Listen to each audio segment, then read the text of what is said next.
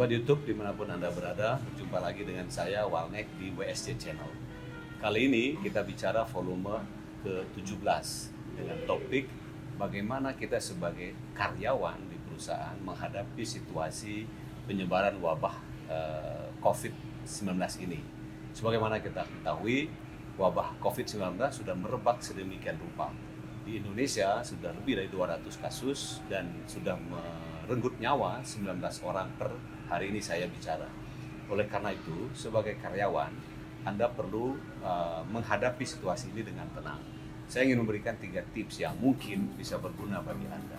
Tips saya yang pertama, tetaplah ikhlas, jangan marah, jangan panik, jangan menyesal dengan situasi ini, karena apapun yang terjadi ini, semuanya adalah skenario dari Tuhan yang Maha Kuasa. Skenario Tuhan ini tentu semua kita akan menghadapinya. Tuhan sudah menentukan bagaimana nasib kita.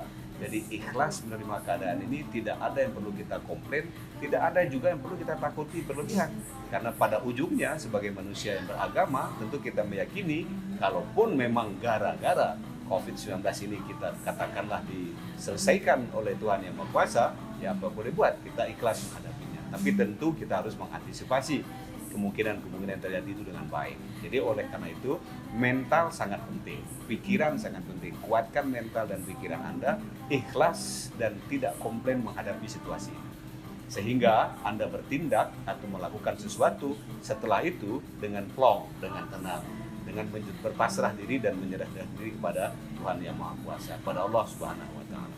Tips yang kedua dari saya, bisa saja kemungkinan terburuk dari dampak COVID-19 ini, perusahaan-perusahaan ambruk, perusahaan-perusahahan jatuh, terutama sektor-sektor layanan, sektor-sektor manufaktur, di mana kesulitan dalam berbisnis, kesulitan dalam berproduksi.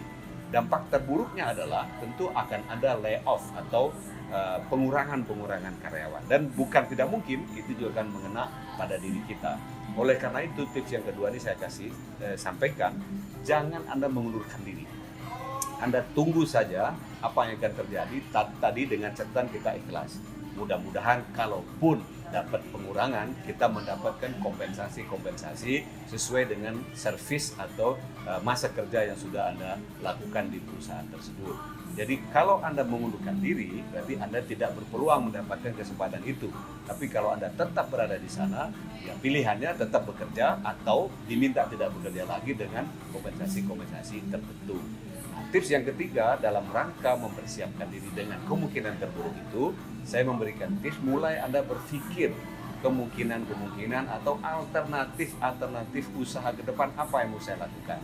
Apakah saya akan kembali bekerja di tempat lain? Kita mulai menghubungi, kita mulai menjalin hubungan, networking, searching, dan lain-lain. Atau saya akan beralih untuk berwirausaha. Nah, dengan beralih berwirausaha, katakanlah dengan modal nanti yang bakal ada, ya kita siap dengan kondisi-kondisi itu. Intinya, berdiam diri di rumah atau work from home bukan berarti kita tidak melakukan apa-apa. Bukan berarti kita do nothing.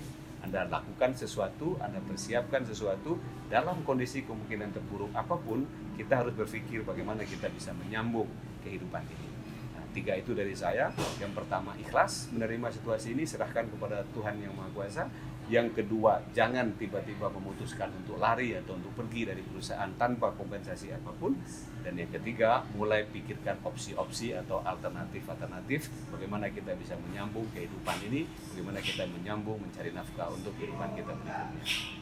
Di balik kesulitan pasti ada kemudahan, di balik kesulitan pasti ada kemudahan. Jangan lupa subscribe, like, dan share WSJ Channel ini, karena dengan demikian Anda sudah membantu untuk pembangunan sekolah gratis bagi kalangan tak punya. Salam.